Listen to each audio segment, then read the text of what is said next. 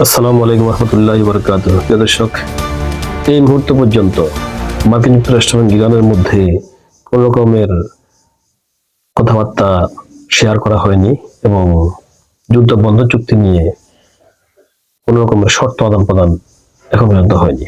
দর্শক, আমাদের ঘড়িতে এখন 5:30 বিকেল বাংলাদেশ টাইম, অর্থাৎ এই মুহূর্ত পর্যন্ত দুপক্ষের মাঝে কোন রকমের কোনো কথাবার্তা এখনো হয়নি।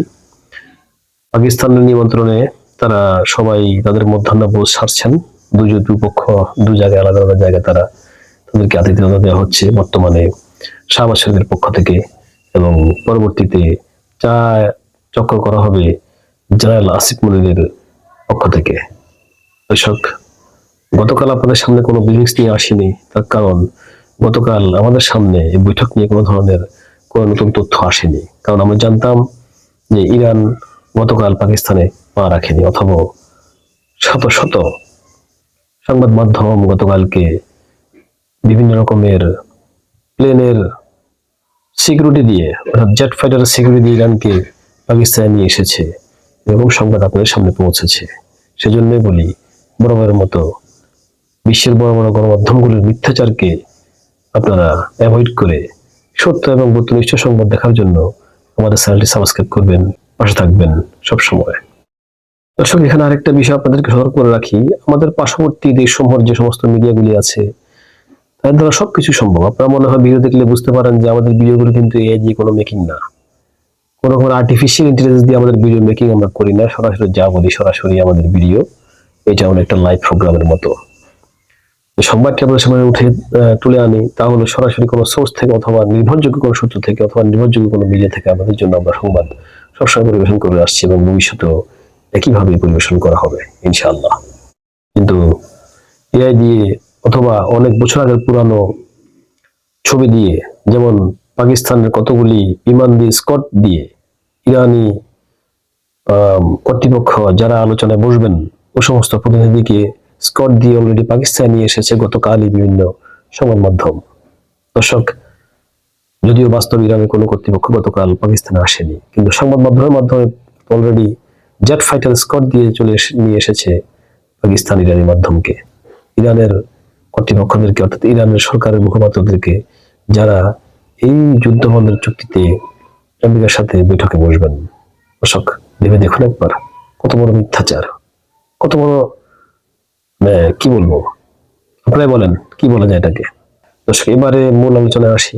সেটা হলো, ইরান এই বৈঠকে কিন্তু শিয়ালের মতো বসেনি বা কোনো খরগোশের মতো নিরীহ প্রাণীর মতো বসেনি।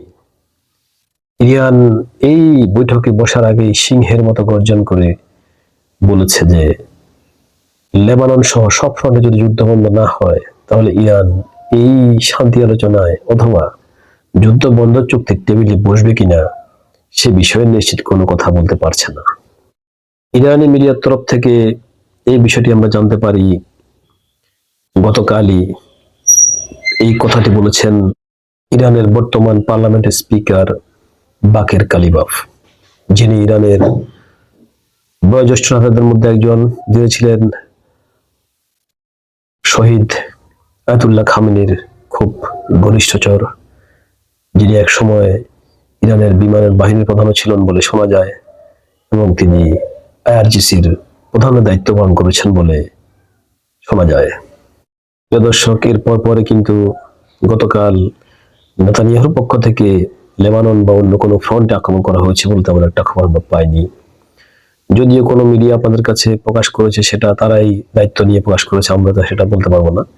তবে আজকে হিজবুল্লাহ এবং ইসরায়েলি বাহিনীদের সাথে ভিন্ন ভিন্ন জায়গায় ভিন্ন ভিন্ন পয়েন্টে গোলাগুলি এবং থেকে থেকে কিছু যুদ্ধের ঘটনা আমরা খবর শুনতে পেয়েছি, এবং হিজবুল্লাহর প্রধান কমান্ডার যিনি আজ ঘোষণা দিয়েছেন যে মৃত্যু পর্যন্ত আমরা এই যুদ্ধ থেকে পিছপা হব না।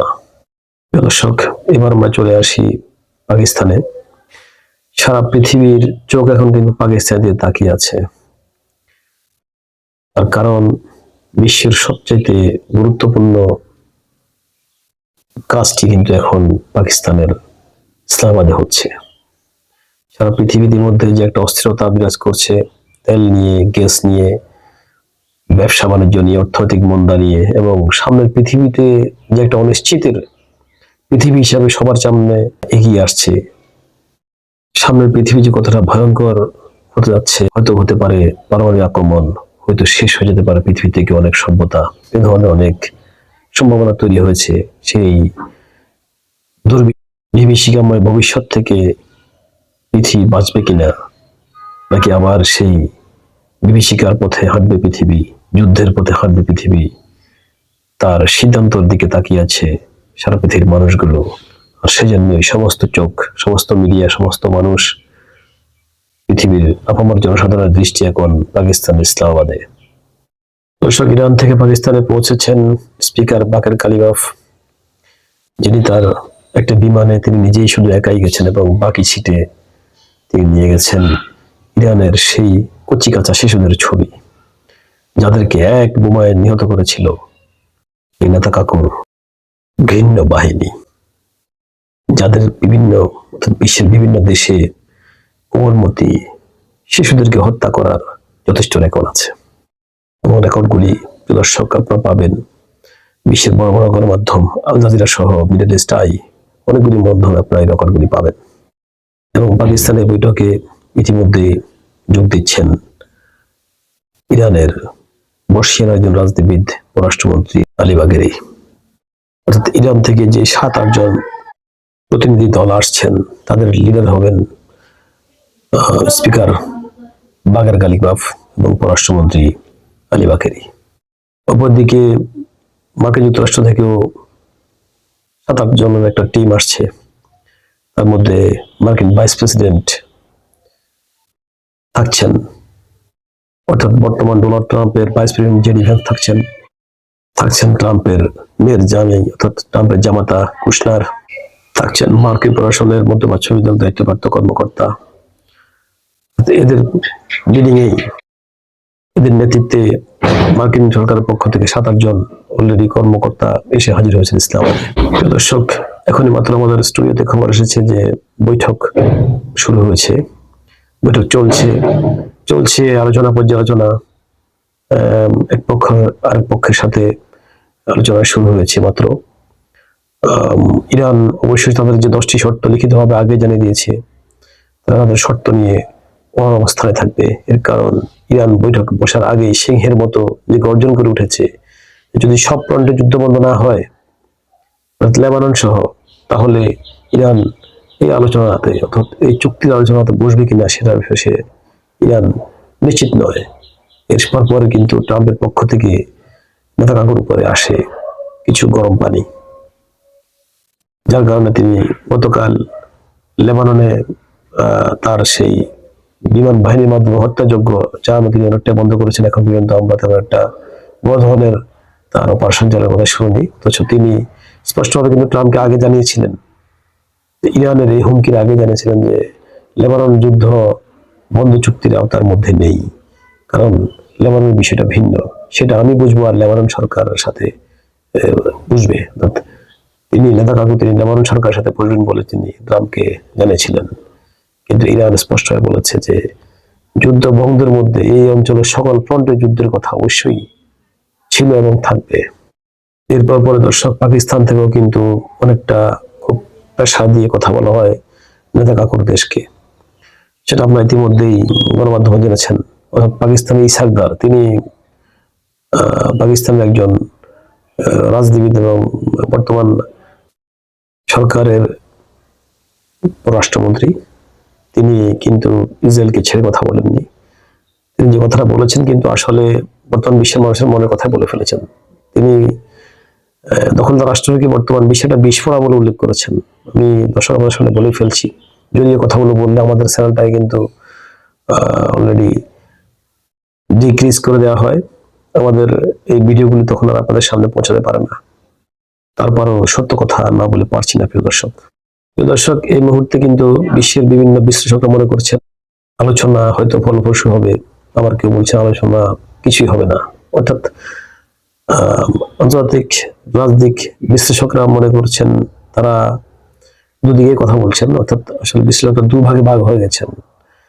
একবার বলছেন এখান থেকে কিছুই হবে না, যুদ্ধ আবার শুরু হবে, এসব চুক্তি টুক্তি আসলে জাস্ট একটা সময়ক্ষেপণ। আর অংশ বলছেন না, এখান থেকে হয়তো ভালো কোনো কিছু আসতেও পারে। দর্শক, যারা ভালো কিছু আশা করছেন তাদের কথাটা আগে বলি।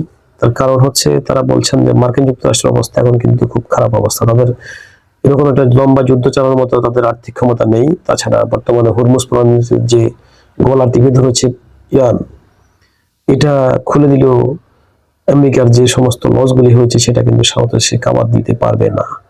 এবং ইউরোপ সহ আমেরিকার নিজ দেশের মধ্যে বর্তমানে ট্রাম্পের যে অবস্থা, টালমাটাল অবস্থা, যুদ্ধ বলে ট্রাম্প সেটা কাবাদ দিয়ে ওঠার মতো তার হাতে ওই ধরনের কোনো ব্যবস্থাপনা এখন আর নেই।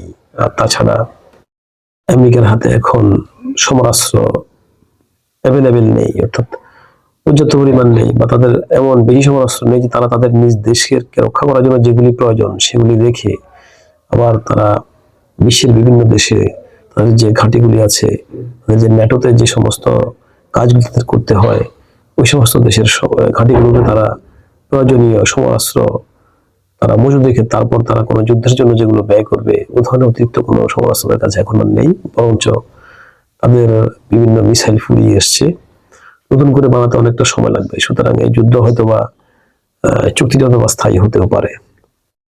দর্শক, এতক্ষণ বিদ্যুৎ ছিল না, কিন্তু হঠাৎ করে বিদ্যুৎ চলে এসেছে, এটা আপনার জন্য একটা সৌভাগ্য।